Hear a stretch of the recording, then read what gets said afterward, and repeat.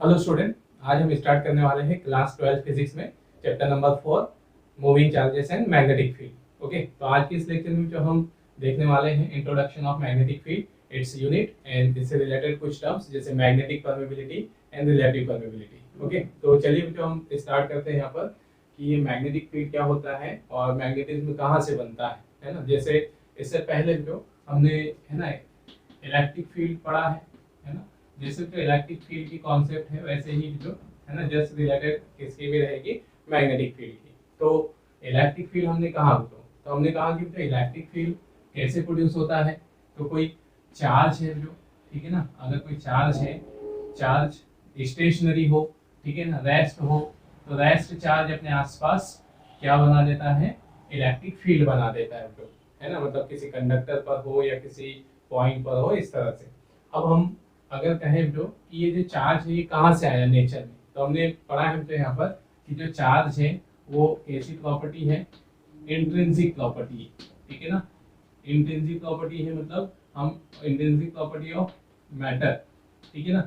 इसका मतलब क्या है कि हम अब इसमें और इससे ज़्यादा है ना रिसर्च नहीं कर सकते, हम ज़्यादा इससे उसके चार्ज के बारे में नहीं बता सकते। हम सिर्फ इतना बोल सकते हैं कि जो चार्ज है वो बाय नेचर जो कहाँ पर एग्जिस्ट करता है, ठीक है, मटेरियल के अंदर होता है। इलेक्ट्रॉन और पॉजिट्रॉन इनके फॉर्म में वो एक मटेरियल के अंदर चार्ज एग्जिस्ट करता है ना। अब ये चार्ज कैसे बना, कहाँ से आया, तो अब इससे ज्यादा हम रिसर्च नहीं कर सकते है ना, तो इसीलिए हम उसको बोल देते हैं कि क्या है, इंट्रिंसिक प्रॉपर्टी। तो हमने क्या देखा कि जो चार्ज है वो मटेरियल की इंट्रिंसिक प्रॉपर्टी है बाय नेचर, है ना।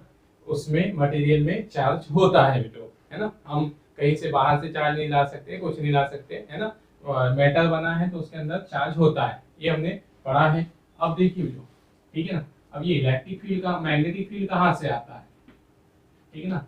मैग्नेटिक फील्ड कहाँ से आएगा, तो मैग्नेटिक फील्ड का जो सोर्स क्या है, जैसे इलेक्ट्रिक फील्ड का सोर्स है रेस्ट चार्ज, ठीक है ना, मैग्नेटिक फील्ड का सोर्स क्या है, मूविंग चार्ज, ठीक है ना, मूविंग चार्ज। ओके, मतलब चार्ज अगर यूनिफॉर्म मोशन कर रहा हो, ठीक है, किसी भी पाथ में मोशन कर रहा हो, एक स्ट्रेट लाइन पे चल रहा हो, सर्कुलर पाथ पे मूव कर रहा हो, तो वो अपने पास या चार्ज कौन सी मोशन कर रहा हो, तो यहाँ पर ऐसे हम है ना क्या बोल सकते हैं, ये ट्रांसलेशनल मोशन कर रहा हो या सर्कुलर मोशन कर रहा हो या फिर रोटेशनल मोशन कर रहा हो। तो इन मोशंस के कारण यहाँ पर मतलब चार्ज है, कोई इलेक्ट्रॉन है, प्रोटॉन है, वो अपने एक्सिस पर घूम रहा है। तो इस तरह की मोशन से, ठीक है ना, चार्ज अगर किसी भी तरह की मोशन कर रहा हो तो फिर वो क्या बना देता है, वो प्रोड्यूस कर देता है जो मैग्नेटिक फील्ड, है ना, ठीक है ना। तो अब ये चार्ज में मोशन कहाँ पर है, कैसे है, कहाँ से आई है, तो ये भी बाय नेचर है ना। बाय नेचर चार्ज क्या करता है ना, मोशन करता है किसके अंदर, मटेरियल के। हाँ, मतलब हम आर्टिफिशियली भी मोशन करवा सकते हैं चार्ज को, जैसे कोई कंडक्टर में हम करंट फ्लो करवा सकते हैं, चार्ज को मोशन करवा सकते हैं, लेकिन ठीक है ना बाय नेचर भी जो चार्ज, ठीक है ना, मटेरियल के अंदर होता है लेकिन मूविंग कंडीशन में होता है, ठीक है ना। जैसे हमने पढ़ा है कि कंडक्टर्स के अंदर जो एटम्स होते हैं, वो मटेरियल के अंदर एटम्स होते हैं, एटम में न्यूक्लियाई होता है, न्यूक्लियाई में पॉजिटिव चार्ज रहेगा और इलेक्ट्रॉन क्या करते हैं, सर्कुलर मोशन करते हैं, है ना। मतलब सीधे सीधे कहें तो कि जो मटेरियल है उसके अंदर चार्ज रहेगा, लेकिन वो कैसी मोशन, क्या कैसी स्टेट में रहेगा, मूविंग कंडीशन में रहेगा। नेगेटिव चार्ज को अगर आप देखो यहाँ पर इलेक्ट्रॉन्स को, तो इलेक्ट्रॉन्स दो तरह की मोशन करता है, एक तो अपने एक्सिस पर, अपने पाथ पर सर्कुलर मोशन भी करता है और अपने एक्सिस पर रोटेशनल मोशन भी करता है ना। इलेक्ट्रॉन अपने एक्सिस पर रोटेट भी करता है, जैसे अर्थ करती है सन के अराउंड में रिवॉल्व भी करती है, सर्कुलर मोशन भी करती है और अपने ऑर्बिट पर है ना अपने एक्सिस के अबाउट में रोटेट भी करती है। तो इसी तरह से इलेक्ट्रॉन की भी मोशन होगी। मतलब सीधे सीधे कहें कि जो चार्ज है वो मटेरियल के अंदर मूविंग कंडीशन में, तो चार्ज अगर मूव कर रहा है तो डेफिनेटली भी तो वहां पर क्या बनाएगा, वो मैग्नेटिक फील्ड बनाएगा,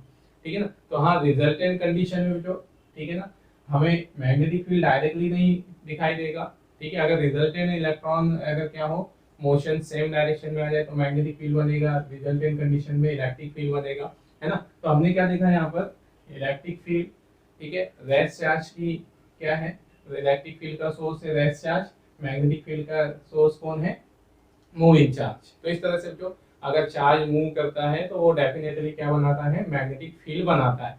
तो एक मूविंग चार्ज कितना मैग्नेटिक फील्ड बनाएगा, जैसे यहाँ इलेक्ट्रॉन मूव करते हैं एटम के अंदर, तो कम से कम कितना मैग्नेटिक फील्ड बनाएंगे, ये बनाएंगे। सारे डेरिवेशन, सारे टॉपिक्स हम आगे इसी चैप्टर में जो आगे पढ़ेंगे डेरिवेशन से। अभी तो हम सिर्फ सोर्स देख रहे थे कि मैग्नेटिक फील्ड का सोर्स कौन है, मूविंग चार्ज। अब मैग्नेटिक फील्ड कहाँ पर है, क्या हमने इसे बनाया, तो हम कहेंगे नहीं, जो बाय नेचर ये, ठीक है ना, होता है मटेरियल के अंदर, लेकिन है ना उसका इफेक्ट शो होता है या नहीं होता है, वो डिपेंड करता है उसकी कंडीशन पर, ठीक है ना। जैसे बाय नेचर जो मटेरियल के अंदर चार्ज तो होता है, लेकिन नेगेटिव पॉजिटिव दोनों तरह के चार्ज होते हैं, तो उस पर रिजल्टेंट चार्ज हम जीरो बोलते हैं। इसी तरह से यहाँ पर जो हमारा कंडक्टर मटेरियल है उसके अंदर, ठीक है ना, इलेक्ट्रॉन्स की मोशंस, ठीक है ना, अपोजिट में हो सकती है एक दूसरे की, उनकी स्पिन मोशन अपोजिट में हो सकती है, तो इस कारण से उनके रिजल्टेंट मैग्नेटिक फील्ड हमको शो नहीं होते हैं। लेकिन स्पेसिफिक अरेंजमेंट अगर हम करें तो मैग्नेटिक फील्ड भी हमें शो होता है और इलेक्ट्रिक फील्ड भी हमें शो होने लगता है। तो कॉज समझ में आ गया हमको यहाँ पर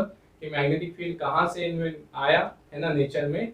तो हम कहेंगे मूविंग, है ना, चार्ज के मूव करने से, चार्ज के ठीक है ना, मोशन करने से क्या बनता है, मैग्नेटिक फील्ड बनता है। तो एक मटेरियल के अंदर जो इलेक्ट्रॉन मोशन में है, तो वो अपने अपने छोटे छोटे से मैग्नेटिक फील्ड वहां बनाते हैं, लेकिन उसका इफेक्ट वो किसी स्पेसिफिक कंडीशन में ही शो करते हैं। तो ये हुआ जो मैग्नेटिक फील्ड, है ना। तो यहाँ पर जो, ठीक है, मैग्नेटिक फील्ड कहाँ से जनरेट हुआ ये हमने समझ लिया। अब मैग्नेटिक फील्ड क्या होगा, मैग्नेटिक फील्ड की पहचान क्या है। तो अगर जो, जैसे हमने एक मैग्नेट लिया है ना, मैग्नेट में भी जो मैग्नेटिक फील्ड, ठीक है ना, कैसे आया है, तो चार्ज की सर्कुलर मोशंस के ही कारण उसमें मैग्नेट बनता है, मैग्नेटिज्म बनता है। बस कंडीशन ये है कि हम उनके मैग्नेटिज्म को एक सर्टेन डायरेक्शन में अलाइन कर देते हैं, इसलिए वो मैग्नेटिज्म शो करने लग जाता है। हर मटेरियल मैग्नेटिज्म शो नहीं करता, और कुछ मटेरियल जिनको मैग्नेटाइज कर देते हैं वो शो करते हैं। तो ऐसा क्यों, ये सारे कॉजेस हम पढ़ने वाले हैं आगे। तो अभी तो समझिए क्यों, ये हमारा एक मैग्नेट है ना। इस मैग्नेट के पास अगर हम किसी मैग्नेटिक मटेरियल को रख दे, आयरन को, इसको, तो ये इस पर क्या करेगा, फोर्स अप्लाई करेगा, है ना। मैग्नेटिक मटेरियल इस पर क्या करने लगेगा, फोर्स। तो जहां तक इस मैग्नेटिक मटेरियल पर फोर्स लगता है, उस रीजन को हम क्या बोलेंगे, मैग्नेटिक फील्ड। जैसे हम इलेक्ट्रिक फील्ड की डेफिनेशन देते हैं, region around A charge in which N charge can be experience a force. Similarly तो वैसे ही हम डेफिनेशन देंगे मैग्नेटिक फील्ड की। मैग्नेटिक फील्ड क्या हो गया, the reason around a magnet, okay, reason around a magnet, या अगर एक सिंगल जो अकेला चार्ज भी मोशन कर रहा है ना, या करंट फ्लो कर रही है। जैसे मैग्नेट होना जरूरी नहीं है ना, हमने कहा एक रिंग है, इस रिंग में चार्ज मोशन कर रहा है, इलेक्ट्रॉन मूव कर रहा है, तो करंट फ्लो हो रही है, तो फिर यहाँ पर भी ये भी क्या बना देगा, एक मैग्नेट, और उसका मैग्नेटिज्म सेम एक मैग्नेट की तरह ही रहेगा। तो हम ऐसे भी बोल सकते हैं, region around a magnet, region around a moving charge, या region around a current carrying conductor, ठीक है, in which another material can be experienced in force is called magnetic field, है ना। तो डेफिनेशन हम वही बना देते हैं, the region around a magnet or moving charge or a current carrying conductor, ठीक है, in which, ठीक है, another मैग्नेटिक मटेरियल या मैग्नेट दोनों लिख सकते हो, ठीक है, magnetic material can be experienced a force, ठीक है, इट्स कॉल्ड मैग्नेटिक फील्ड, ठीक है ना। मतलब जिस फील्ड में कोई मैग्नेटिक मटेरियल मैग्नेटिक फोर्स को एक्सपीरियंस करने लग जाए, तो हम उसे क्या बोलते हैं, मैग्नेटिक फील्ड बोलते हैं, ठीक है। कोई बड़ी डेफिनेशन नहीं है, कोई बड़ी कॉन्सेप्ट नहीं है, ठीक है ना। अब यहाँ पर इसकी मैग्नेटिक फील्ड की वैल्यू क्या होती है, मैग्नेटिक फील्ड का फॉर्मूला क्या होता है, तो वो डिपेंड करेगा जो हम किसका मैग्नेटिक फील्ड निकालना चाह रहे हैं, ठीक है। जैसे हम मैग्नेटिक फील्ड एक मूविंग चार्ज का भी निकाल सकते हैं, चार्ज मूव कर रहा है ना, एक, या करंट फ्लो कर रही है, ऐसे मतलब करंट के फॉर्म में निकाल सकते हैं, चार्ज मूव कर रहा है उसके फॉर्म में, या एक मैग्नेट बन गया हो उसका, है ना। तो हम यहाँ मैग्नेटिक फील्ड का अभी कोई फॉर्मूला नहीं दे रहे हैं, ये हम अलग अलग केसेस में आगे निकालते हुए चलेंगे। एक मूविंग चार्ज का मैग्नेटिक फील्ड कितना होगा, करंट कैरिंग कंडक्टर का मैग्नेटिक फील्ड कितना होगा, और एक मैग्नेट का मैग्नेटिक फील्ड कितना होगा, तो हम इनके फॉर्मूले सेपरेटली आगे बढ़ेंगे। अभी हम सिर्फ डेफिनेशन देख रहे हैं कि मैग्नेटिक फील्ड हम किसे कहेंगे और इसे हम किससे डिनोट करते हैं, है ना, और इसकी यूनिट्स हम पढ़ेंगे, ठीक है ना। तो मैग्नेटिक फील्ड क्या है, एक मैग्नेटिक फील्ड बोल रहे हैं, मैग्नेटिक फील्ड इंटेंसिटी, ठीक है। तो यहाँ पर जो इसको हम डिनोट करते हैं किससे, it is denoted by B, ठीक है, और वेक्टर क्वांटिटी है, तो मतलब मैग्नेटिक फील्ड की एक सर्टेन डायरेक्शन होती है, जैसे इलेक्ट्रिक फील्ड इंटेंसिटी की एक डायरेक्शन होती है, पॉजिटिव से नेगेटिव, है ना। जैसे हमने कहा हमसे यहाँ पर कि ये हमारा क्या है, इसके अंदर इलेक्ट्रिक फील्ड है, तो हम बोलते हैं इलेक्ट्रिक फील्ड की डायरेक्शन पॉजिटिव से नेगेटिव की ओर होती है। तो इसी तरह से मैग्नेटिक फील्ड की भी डायरेक्शन होगी, ठीक है ना। It is denoted bye v and क्या है, it is a vector quantity, ठीक है। तो मैग्नेटिक फील्ड इंटेंसिटी का है या मैग्नेटिक फील्ड, तो वेक्टर क्वांटिटी है। इसकी डायरेक्शन क्या होगी, तो इसकी डायरेक्शन जो अगर हम बेसिकली कहें तो n पोल से s पोल की ओर इसकी हम डायरेक्शन बताते हैं, ठीक है ना। तो यहाँ क्या हो जाएगा, it is directed from n pole to s pole, है ना, मतलब नॉर्थ पोल टू, ठीक है। ये आगे समझते आ जाएगा तो सब हमको। अब हम इसकी यूनिट देख रहे हैं यहाँ पर, है ना। तो यूनिट देख रहे हैं हम, यूनिट ऑफ मैग्नेटिक फील्ड, ठीक है ना। ऐसा यूनिट हम देख रहे हैं इसकी, ठीक है, ऐसा यूनिट।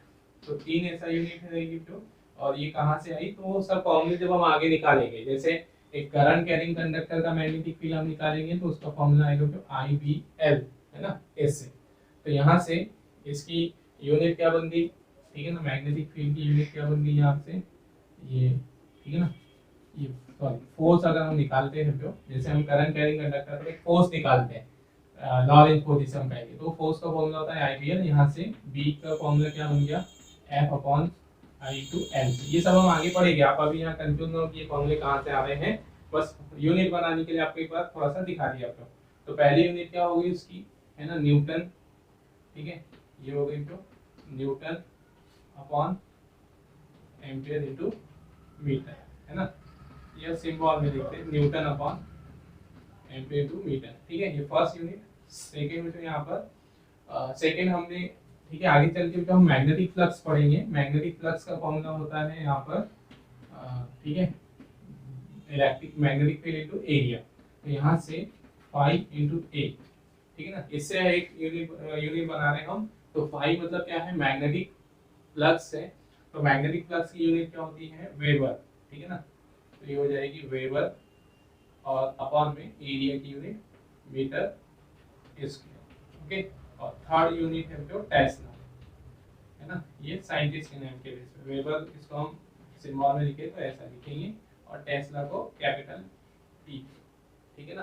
तो ये हमारे पास उसकी रहेगी जो यूनिट टेस्ला। टेस्ला यहाँ पर किसका नाम है, साइंटिस्ट का नाम है जो उसकी यूनिट के बेस पर, ठीक है ना। चलिए, तो ये होगी ऐसा यूनिट, है ना। फिर नेक्स्ट देखते हैं हम सीजीएस यूनिट, ओके। तो सीजीएस यूनिट भी हम 3 तरह की यूनिट बता रहे। एक, है ना, यूनिट होती है उसकी गॉस, ठीक है ना, गॉस साइंटिस्ट का नाम है ना, पता ही है हमें। दूसरा जो, ठीक है, ऑस्टेड,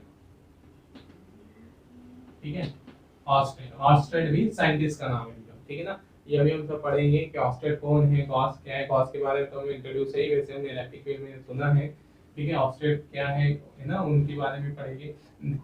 नेक्स्ट जो, ठीक है, तीसरी यूनिट हम यहाँ से बना सकते हैं, newton upon ampere to metre, इसके बेस पर। तो न्यूटन को हम क्या लिख सकते हैं, डायन, ठीक है ना, और एम्पियर को एव एम्पियर, ठीक है ना, और इनटू में क्या आ जाएगा, सेंटीमीटर। तो ये 3 यूनिट होगी जो हमारे पास सीधे सिस्टम में, गॉस, ऑस्टेड एंड डायन, और तीनों की न्यूमेरिकल वैल्यू 1 रहेगी। 1 रहेगी मतलब यहाँ 1 गॉस किसके बराबर है, 1 ऑस्टेड के, और 1 ऑस्टेड किसके बराबर है, 1 डायन इनके, है ना। मतलब कंपेयर करने के लिए हमें इनमें कोई मल्टीप्लाई डिवीजन नहीं करना है, तीनों इक्वल है जो, ठीक है ना। सेम इधर भी ये वाली सब इनकी न्यूमेरिकल वैल्यू इक्वल रहेगी, ठीक है। अब यहाँ से ये हो गया, है ना, सीरीज यूनिट।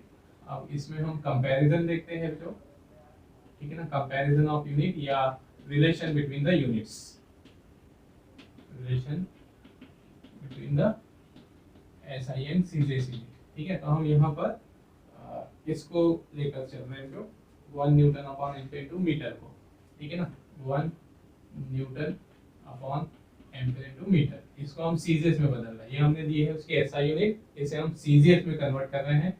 तो सीजीएस में कन्वर्ट करने के लिए न्यूटन को डायन में कन्वर्ट करोगे तो 10 उसकी पावर 5 डायन हो जाएगा, है ना, और अपॉन में एम्पियर को एव एम्पियर में बदल रहे हैं तो ये 1/10 एव एम्पियर हो जाता है, ठीक है ना। और मीटर को सेंटीमीटर में बदलोगे तो ये हो जाएगा 100 सेंटीमीटर, है ना, 100 सेंटीमीटर, ये 10⁻² सेंटीमीटर, ठीक है।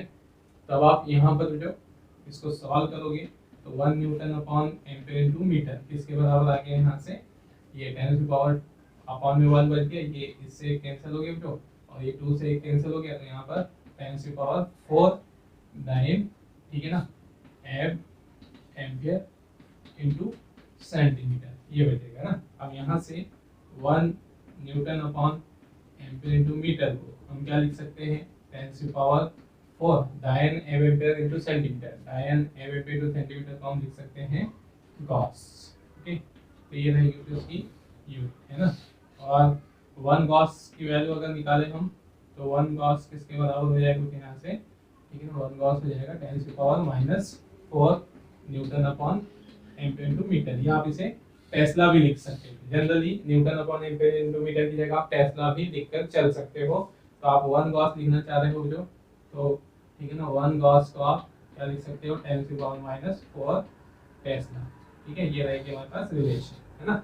और इसमें भी जो कभी कभी ऑब्जेक्टिव पूछ लेता है ना, 1 newton upon ampere into metre कितने गॉस के बराबर, तो 10⁻⁴ गॉस के बराबर, ठीक है ना। तो ये ऑब्जेक्टिव उसके लिए बस, ठीक है ना। और दूसरा है इधर फिर उसका क्या देख लेते हैं हम, डायमेंशनल फॉर्मूला, ठीक है ना। तो डायमेंशनल फॉर्मूला कहाँ से निकाले, उसकी यूनिट से बना लेते हो। क्या है यूनिट उसकी, बी की, ठीक है ना, newton upon ampere into metre, ठीक है, ऐसे since SI unit of magnetic field, ऐसा यूनिट ऑफ मैग्नेटिक फील्ड है newton upon ampere into metre से, ठीक है। तो आप direct dimensional formula put up करो या फिर उसे, है ना, फंडामेंटल यूनिट में लाओ। जो वैसे अब हम डायरेक्ट पुट अप कर सकते हैं, न्यूटन का पता है हमें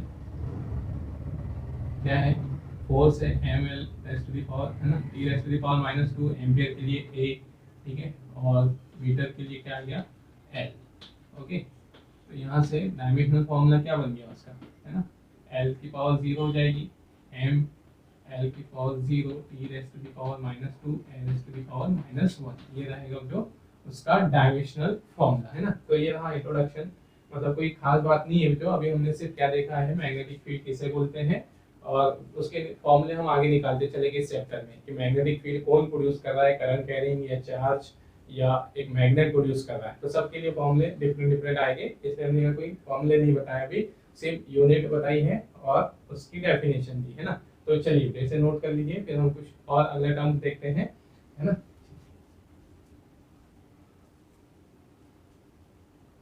चलिए ओके ना, अब हम इसमें एक अगला टर्म और देखते हैं, और वो है मैग्नेटिक परमेबिलिटी, है ना। अब मैग्नेटिक परमेबिलिटी क्या है, तो जैसे कि हमने इलेक्ट्रोस्टैटिक में पढ़ा है इलेक्ट्रिक परमिटिविटी की कॉन्सेप्ट, ठीक है ना, इलेक्ट्रिक परमिटिविटी। तो हमने वहाँ क्या देखा था जो, कि अगर हम इलेक्ट्रिक फील्ड में किसी कंडक्टर को या मटेरियल को रखते हैं तो वो क्या करता है, इलेक्ट्रिक फील्ड को डिक्रीज कर देता है। जैसे हमने कहा मुझे यहाँ पर कि ये, ठीक है, कंडक्टर है ना, इसमें नेगेटिव चार्ज पॉजिटिव चार्ज है, इसके बीच में अगर हम किसी कंडक्टर को रखते हैं तो कंडक्टर क्या करेगा, यहाँ पर इसका नेगेटिव चार्ज हो जाएगा, इधर इस पर पॉजिटिव चार्ज हो जाएगा, है ना। मतलब ये अपोजिट डायरेक्शन में एक इलेक्ट्रिक फील्ड बना देगा। मतलब हम इलेक्ट्रिक फील्ड में किसी मटेरियल को रखते हैं, किसी मीडियम को रखते हैं, तो वो मीडियम अपोजिट डायरेक्शन में इलेक्ट्रिक फील्ड को बना देता है। मतलब ये जो हम इलेक्ट्रिक फील्ड प्रोड्यूस कर रहे हैं, एक्सटर्नल इलेक्ट्रिक फील्ड, इसका वो अपोज करता है, उसकी वैल्यू को वो डिक्रीज कर देता है, कम कर देता है। तो जिस वैल्यू से वो डिक्रीज करता है उसे हम इलेक्ट्रिक परमिटिविटी बोलते हैं, और उसे हम वहाँ पर किससे डिनोट करते थे, जो एप्सिलॉन है ना, और एप्सिलॉन नॉट, ये अगर एक्शन के लिए रहता है एप्सिलॉन नॉट, मीडियम का रहता है एप्सिलॉन, है ना। वैसे ही जो यहाँ पर अगर हम मैग्नेट में मैग्नेटिक फील्ड में किसको रखते हैं, ठीक है ना। अब हम इसी तरह से जहाँ वहाँ, जैसे हमने इलेक्ट्रोस्टैटिक में इलेक्ट्रिक परमिटिविटी की कॉन्सेप्ट पढ़ी है, वैसे ही यहाँ पर मैग्नेटिक परमिटिविटी की कॉन्सेप्ट है। लेकिन यहाँ डिफरेंस ये है कि मीडियम इस बार मैग्नेटिक फील्ड को डिक्रीज नहीं करता, इंक्रीज कर देता है ना, सर्टेन कंडीशन में। देखिए जैसे हमने कहा मुझे यहाँ पर क्या है, एक ये मैग्नेट का एन पोल है ना, और ये मैग्नेट का क्या है, एस पोल है, ठीक है। तो इस मैग्नेटिक फील्ड की डायरेक्शन किधर होगी, देखो इसकी डायरेक्शन तो ऐसी होगी, ठीक है ना, इस मैग्नेटिक फील्ड की डायरेक्शन ऐसी है। ओके, और अब यहाँ पर है ना मैग्नेटिक फील्ड की डायरेक्शन एन टू एस की ओर होती है। अब अगर हम यहाँ किसी मैग्नेटिक मटेरियल को रख दे, जो मैग्नेटिक मटेरियल मतलब आयरन रख दे, निकेल, कोबाल्ट, ये हमारे सबसे अच्छे मैग्नेटिक मटेरियल है, तो इनको अगर हम रखेंगे तो इसके जो मॉलिक्यूलर डाइपोल्स है, जो से हम जो कॉन्सेप्ट हमने उधर इलेक्ट्रिक परमिटिविटी में पढ़ी है, डायलेक्ट्रिक्स में पढ़ी है कि उनमें मॉलिक्यूल में पोलराइजेशन होता है, एक तरफ पॉजिटिव चार्ज चला जाता है, एक तरफ नेगेटिव, वैसे ही यहाँ पर भी ठीक है ना, डाइपोल क्या होगा, तो मूवमेंट होगा। और इसमें क्या होगा कि जो हमारे डाइपोल्स है ना, इसके जो हमारा सब्सटेंस है, मटेरियल है, उसका हर मॉलिक्यूल अपने आप में एक मैग्नेट होता है। अभी हमने समझा कि मैग्नेटिज्म की शुरुआत कहाँ से होती है, तो एटम के अंदर से, इलेक्ट्रॉन के रिवॉल्व से, है ना, या उस, ठीक है ना, तो इस तरह से हर मॉलिक्यूल अपने आप में एक छोटा सा मैग्नेट है, ठीक है ना। तो इसके मॉलिक्यूल्स को हम मैग्नेट मानते हुए चलेंगे अभी।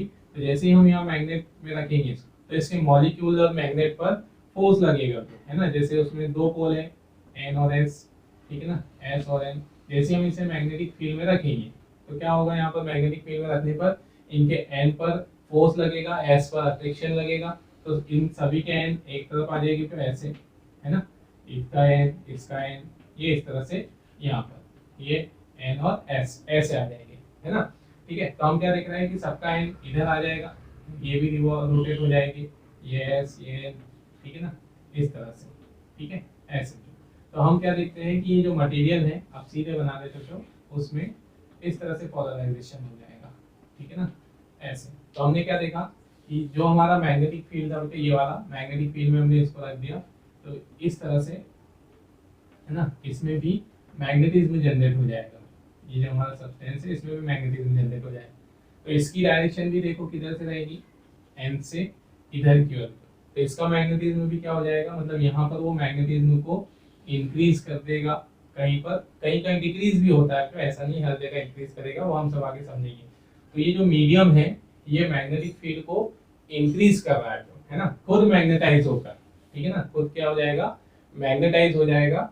और ठीक है, खुद क्या बना देगा, जैसे ये मैग्नेट है हमारा, इसमें हमने इसके पास मैग्नेट को रख दिया, तो इसके ये भी मैग्नेटाइज होकर, ठीक है, एन पोल इधर बन जाएगी, एस पोल इधर बन जाएगी, तो इस तरह से यहाँ पर जो वो मैग्नेटिक फील्ड को इंक्रीज हो जाएगा। कैसे होगा, ये सारी बातें हम आगे पढ़ने वाले हैं, ठीक है ना, नेक्स्ट चैप्टर में, कि कैसे एक मटेरियल मैग्नेटाइज होता है, मैग्नेटाइज करने की क्या क्या कंडीशन रहती है, क्या क्या सारी बातें। तो अभी ये सब हम इतनी डिटेल में नहीं जाए, अभी सिर्फ इतना याद रखिए बेटो कि जब हम किसी मीडियम को मैग्नेटिक फील्ड में रखते हैं तो वो मीडियम भी मैग्नेटाइज होकर मैग्नेटिक फील्ड को बढ़ा देता है, इंक्रीज कर देता है, ठीक है। मतलब ध्यान रखिए, मीडियम इलेक्ट्रिक फील्ड को डिक्रीज करता है और वही मीडियम मैग्नेटिक फील्ड को इंक्रीज करता है, ठीक है ना। तो यहाँ पर जितनी वैल्यू से वो इंक्रीज करेगा मैग्नेटिक फील्ड को, उसे हम उसकी क्या बोलेंगे, मैग्नेटिक परमिटिविटी। जैसे उधर इलेक्ट्रिक फील्ड को डिक्रीज कर रहा था, तो जितनी वैल्यू से डिक्रीज करता है उसे हम इलेक्ट्रिक परमिटिविटी बोलते हैं। और यहाँ जितनी वैल्यू से वो मैग्नेटिक फील्ड को इंक्रीज करेगा, उसको सपोर्ट करेगा मैग्नेटिक फील्ड प्रोड्यूस होने में, इंक्रीज ना बोलते हुए ऐसा बोल दे, उसको जितनी वैल्यू से वो सपोर्ट करता है ना, उसकी मेजर को हम क्या कहते हैं, magnetic permeability. So it is a measure by which a medium support the production or induction of magnetic field in it. It's called magnetic permeability. Okay? और magnetic permeability को हम denote करते हैं किससे? It is denoted by, ठीक है, mu और, ठीक है, mu, है ना, mu नॉट और mu से। mu नॉट मतलब किसके लिए यूज हो रहा है, अगर एयर और वैक्यूम की बात हो रही है तो म्यू नॉट, और मीडियम की परमेबिलिटी की बात हो रही है तो सिर्फ म्यू, सेम वैसे ही है ना। ठीक है, अभी मतलब ये जो हमने एग्जांपल दिया, तो आप इससे थोड़ा सा ज्यादा कंफ्यूज नहीं होना, ये हम सारी बातें आगे डिटेल में पढ़ेंगे। तो अभी सिर्फ मोटा मोटा ये याद रख लीजिए कि हम मीडियम में अगर मैग्नेटिक फील्ड में किसी मटेरियल को रख देते हैं तो मैग्नेटिक फील्ड बनाने में और सपोर्ट करता है, मैग्नेटिक फील्ड को और इंटेंसिफाई कर देता है, ठीक है ना, तो उसको मैग्नेटिक परमेबिलिटी बोलते हैं। ठीक है, आप ये थोड़े से एग्जांपल से अगर कंफ्यूज हो गए तो अभी इस पर ज्यादा, है ना, फोकस मत करना, इसको हम बाद में और बेटर तरीके से समझने वाले हैं इसलिए। ठीक है, तो ये हो गया हमारे पास मैग्नेटिक परमेबिलिटी। ठीक है, और इसकी ऐसा यूनिट दे देते हम, है ना, ऐसा यूनिट क्या हो जाएगी इसकी, तो ऐसा यूनिट, ठीक है, पहली यूनिट होगी जो न्यूटन अपॉन एम्पियर स्क्वायर, ठीक है, न्यूटन अपॉन एम्पियर स्क्वायर। ठीक है, सिंबल में लिखते हैं new upon N upon A square. ठीक, दूसरी यूनिट होगी तो यहाँ पर weber upon ampere into metre. अब ये कहाँ से आएगी, जब हम आगे फॉर्मूले पढ़ते जाएंगे बहुत सारे, तब ये यूनिट वहां से बनते हुए आएगी। तो अभी तो आप अंडरस्टूड करके चलिए बस। और थर्ड एम्पीयर यहाँ पर, ठीक है, हेनरी, ठीक है, हेनरी पर मीटर है ना। अब ये हेनरी पर मीटर कहाँ से आई, तो ये भी हम आगे वाले चैप्टर उसमें समझेंगे। ये हो गया हमारे पास, जो क्या हो गया इसकी मैग्नेटिक परमेबिलिटी की, है ना, यूनिट। और इसका डायमेंशनल फॉर्मूला आप निकालना चाहो तो डायमेंशनल फॉर्मूला भी आप निकाल सकते हो, न्यूटन और एम्पियर का। ठीक है, तो यहाँ से, ठीक है, डायमेंशनल फॉर्मूला निकालने के लिए आप क्या कर दो, सिंस ऐसा यूनिट क्या है हमारे पास, ऐसा यूनिट है न्यूटन अपॉन एम्पियर स्क्वायर। तो यहाँ से निकाल लो, न्यूटन के लिए क्या हो जाता है mL/(-2) है ना, एम्पियर स्क्वायर के लिए a है ना, a का स्क्वायर आ जाएगा। तो कितना आ जाएगा हमारे पास, ये इसका डायमेंशनल फॉर्मूला mL, ठीक है ना, t⁻⁻², a⁻², ये रहेगा हमारे पास इसका डायमेंशनल फॉर्मूला। ठीक है ना, एग्जांपल के लिए, ठीक है, हम इसकी परमेबिलिटी याद रखें हमेशा। ठीक है, permeability, magnetic permeability of air और वैक्यूम। ठीक है, तो एयर और वैक्यूम की मैग्नेटिक परमेबिलिटी तो कितनी होती है, तो उसकी वैल्यू होती है μ0 = 4π10⁻⁻7 न्यूटन अपॉन एम्पियर स्क्वायर। ये उसकी वैल्यू है ना, प्रैक्टिकली जो मेजर की गई है, तो उसकी वैल्यू होती है 4π10⁻�7 न्यूटन अपॉन एम्पियर स्क्वायर, है ना। जैसे उधर जो हम परमिटिविटी ऑफ एयर याद रखते हैं 8.86 10⁻11 है ना, -12, ये सब ऐसे है ना इस यूनिट। तो यहाँ पर भी हम इसकी वैल्यू याद रखें 4π × 10⁻⁷। या अगर आप इसकी न्यूमेरिकल वैल्यू पाई की वैल्यू से मल्टीप्लाई कर देंगे आप, है ना, जैसे पाई 3.14 है, तो पाई की वैल्यू से अगर मल्टीप्लाई कर देते हो तो कितना आ जाएगा, ये 12.57 है ना। ये 4 × 3.14 इसमें मल्टीप्लाई कर दो जो, तो ये हमारे पास इतना आएगा, है ना, मल्टीप्लाई करने के बाद 12.57 10⁻⁻7 न्यूटन अपॉन एम्पियर स्क्वायर। इसे स्टैंडर्ड फॉर्म में लिख दो, standard magnitude order of magnitude में लिखने का तरीका पता है, तो अब इसे लिख देते हैं 1.2, यहाँ पावर कितनी हो जाएगी, 6 हो जाएगी। ठीक है ना, ये आ गया हमारे पास उसकी परमेबिलिटी का एक्सप्रेशन जो, ठीक है ना, इसको हम याद रखें, मैग्नेटिक परमेबिलिटी ऑफ एयर और वैक्यूम, ये वाली वैल्यू याद रखें, जो 4π10⁻⁷ न्यूटन अपॉन एम्पियर स्क्वायर। उससे आप पाई की वैल्यू को मल्टीप्लाई करके आंसर निकाल सकते हो। ठीक है ना, तो ये डिजिट भले याद नहीं रह पाते, लेकिन ये 4π इजीली याद रह जाएगा, इसलिए इसको याद रखो। ठीक है, तो ये हो गया। अब फिर नेक्स्ट जो आता है रिलेटिव परमिएबिलिटी, है ना, रिलेटिव मैग्नेटिक परमिएबिलिटी, शॉर्ट में हम उसे रिलेटिव परमिएबिलिटी कहते हैं। ठीक है, तो रिलेटिव परमिएबिलिटी मतलब जब हम किसी मीडियम की परमिएबिलिटी का कंपैरिजन एयर की परमिएबिलिटी से कर रहे हो, तो उसे हम क्या बोलते हैं, रिलेटिव परमिएबिलिटी, है ना। मतलब हमें ये बताना हो कि एयर की रिस्पेक्ट में दूसरा मीडियम मैग्नेटिक फील्ड को कितना इंक्रीज करेगा, तो उसे हम बोलते हैं, हम उसकी क्या बता रहे हैं, रिलेटिव परमिएबिलिटी, है ना। तो रिलेटिव परमिएबिलिटी क्या हो जाएगी, जैसे हम उधर इसके बारे में पढ़ते हैं रिलेटिव, ठीक है ना, परमिटिविटी हमने, है ना, उधर वाले चैप्टर में रिलेटिव परमिटिविटी पढ़ा है, एप्सिलॉन सॉरी के एप्सिलॉन नॉट ये वाला, है ना, ये हमने पढ़ा है रिलेटिव परमिटिविटी का फॉर्मूला, जिसे हम जनरली डायलेक्ट्रिक कांस्टेंट कहते हैं। तो इसी तरह यहाँ पर क्या हो जाएगा, रिलेटिव परमिटिविटी का कैसे निकालेंगे हम, किसका कंपेयर करना चाहते हैं, मीडियम की परमिटिविटी का, तो क्या आ जाएगा यहाँ पर रिलेटिव, आप डेफिनेशन बना लेना, मैं फॉर्मूला लिख दे रहा हूँ, रिलेटिव, है ना, परमिटिविटी, ठीक है, रिलेटिव परमिटिविटी का फॉर्मूला क्या बन जाएगा, किसकी परमिटिविटी कंपेयर करनी है हमें, परमिटिविटी ऑफ मीडियम, ठीक है, divided by permittivity of air और वैक्यूम। ठीक है, ये तो उसका फॉर्मूला बन गया, है ना, जिसे हम म्यू आर से डिनोट करते हैं, परमिटिविटी ऑफ मीडियम किससे, म्यू से, और परमिटिविटी ऑफ एयर को म्यू नॉट से। तो यहाँ से परमिबिलिटी ऑफ मीडियम कितनी हो जाएगी, परमिबिलिटी ऑफ मीडियम, ठीक है, ये म्यू किसके बराबर हो जाएगा, mu R into mu naught, है ना। मतलब अगर जो हमें मीडियम की रिलेटिव परमिबिलिटी मालूम हो तो हम उसकी रिलेटिव परमिबिलिटी में, ठीक है ना, क्या करते हैं, म्यू एयर की परमिबिलिटी से मल्टीप्लाई कर दे तो हमको मीडियम की परमिबिलिटी मिल जाएगी, है ना। मतलब रिलेटिव परमिबिलिटी से हम क्या समझते हैं, ठीक है ना, देखिए यहाँ पर, ठीक है, जैसे उसकी कुछ वैल्यूज लिख देता हूँ मैं एग्जांपल के लिए, ठीक है।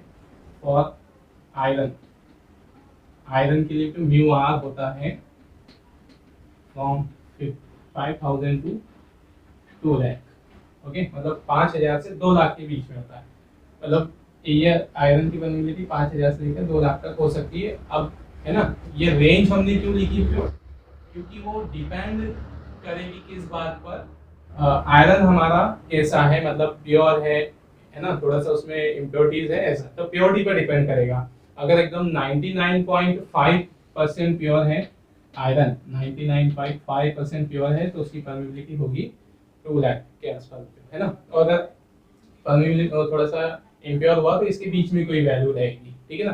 तो इससे हम क्या समझे बच्चों यहाँ पर, ठीक है, एक दो हम एग्जांपल और लिख देते हैं, जैसे फॉर, ठीक है, किसके लिए, निकेल के लिए, ओके, निकेल के लिए जो म्यू आर की वैल्यू होती है 100 to 600, ठीक है ना। ये राउंड फिगर जो हम लिख रहे हैं थोड़े कम ज्यादा हो सकते हैं फिर भी, तो निकेल की क्या होगी 100 से 600 के बीच में, ठीक है ना। इससे आप क्या समझे यहाँ पर कि अगर हम आयरन को रख देते हैं वहां पर, जैसे हमने क्या कहा कि परमिबिलिटी को हम किसको बोलते हैं, how much time a medium increase the magnetic field, मतलब मैग्नेटिक फील्ड कितने टाइम इंक्रीज होगा, ठीक है, उसको हम, उसकी मेथड को हम बोलते हैं मैग्नेटिक परमिबिलिटी। जैसे तो मान लीजिए हमने एयर में मैग्नेटिक फील्ड निकाला है बी नॉट, जैसे हमारा कोई मैग्नेट है ऐसे या कोई कॉइल है, कॉइल का हमने मैग्नेटिक फील्ड निकाला, है ना, कॉइल का मैग्नेटिक फील्ड निकाला हमने बी नॉट एयर और इसमें, ठीक है ना, ये एयर में। अब अगर हम उस कॉइल में आयरन को रखते, जैसे ये कॉइल है, इस कॉइल में बीच में एयर थी तो उसका मैग्नेटिक फील्ड हमने बी नॉट कहा। अब अगर हम यहाँ आयरन रख देते हैं इसके बीच में, तो आयरन तो क्या करेगा, मैग्नेटिक फील्ड को और इंटेंसिफाई कर देगा, मैग्नेटिक फील्ड को और बढ़ा देगा। तो कितना बढ़ा देगा, तो हम करेंगे म्यू आर टाइम्स, ठीक है ना। एयर में जितना मैग्नेटिक फील्ड होगा उतने म्यू आर टाइम्स वो इंक्रीज कर देगा, मतलब उसकी रिलेटिव परमिबिलिटी जितनी होगी उतना वो बढ़ा देगा, ठीक है ना। तो कितना बढ़ा देगा, अगर आयरन हमारा रखते हैं हम तो 5000 से लेकर 2 लाख गुना तक वो वहां पर मैग्नेटिक फील्ड को इंक्रीज कर सकता है। तो डिपेंड करेगा हमने कैसा आयरन लिया, है ना। अगर हम निकिल और कोबाल्ट रख देते हैं तो 100 से लेकर 600 तक टाइम्स वो मैग्नेटिक फील्ड को बढ़ा देगा। मतलब अगर हमारा जो एयर में मैग्नेटिक फील्ड, एयर में 1 newton upon ampere to metre है मैग्नेटिक फील्ड, ठीक है ना। तो फिर अगर हम वहाँ आयरन रख देते हैं, तो आयरन रख देने पर वो उसको मान लो 5000 टाइम बढ़ा देगा। हमने नॉर्मल सा आयरन रख दिया, ज्यादा प्योर नहीं दिया, सिंपल सा, तो उसको एटलीस्ट वो 5000 टाइम्स तो वो बढ़ा देगा। मतलब सोचिए कि कहाँ एयर में 1 newton upon ampere to metre है और मीडियम रख देने पे वहां पर 5000 टाइम्स इंक्रीज हो जाएगा, ऐसा। तो रिलेटिव परमिबिलिटी हमें क्या बताती है कि एयर की रिस्पेक्ट में वो मीडियम मैग्नेटिक फील्ड को कितना इंक्रीज कर देगा, वो हमें किससे पता चलता है, रिलेटिव परमिबिलिटी से, है ना। तो रिलेटिव परमिबिलिटी क्या हो जाएगी, उसका डेफिनेशन आप बना दोगे, इसी से बना देना, the ratio of relative permeability of a medium is equal to the ratio of permeability of medium to the permeability of air or vacuum, okay, and it is denoted by mu r, है ना। तो ये रहा आपके पास permeability और ये सब। मतलब आगे चल के जो जैसे एग्जाम में जो ऐसे इन पे कोई ज्यादा क्वेश्चंस नहीं बनते हैं एग्जाम के हिसाब से कि बोर्ड एग्जाम में या, लेकिन हम आगे चल के जो है ना बार बार ये बोलते रहेंगे कि हम परमेबल मीडियम रख रहे हैं, हम आयरन रख रहे हैं तो मैग्नेटिक फील्ड बढ़ जाएगा। तो क्यों बढ़ जाएगा, तो उसके लिए भी हमको ये समझना जरूरी था, परमेबिलिटी और ये सब क्या होता है ना। तो आगे के टर्म्स को समझने के लिए ये हमारे लिए लेक्चर जरूरी था, तो ठीक है। तो यहाँ पर देखिए तो ये होगा हमारे पास परमेबिलिटी हो रही है, और इसकी वैल्यू जो आगे के लिए याद रखिए। बार बार जो हमें भले ये रिलेटिव परमेबिलिटी ये याद ना हो, लेकिन ये परमेबिलिटी ऑफ एयर हमें याद होनी चाहिए। उसकी वैल्यू है 4 × 10⁻⁷, ये मल्टीप्लाई सब करके लिख देते हो तो 1.25 ये वाली वैल्यू, ठीक है। तो ये था हमारे पास concept of relative permeability and permeability. Okay, चलिए इसे नोट कर लीजिए।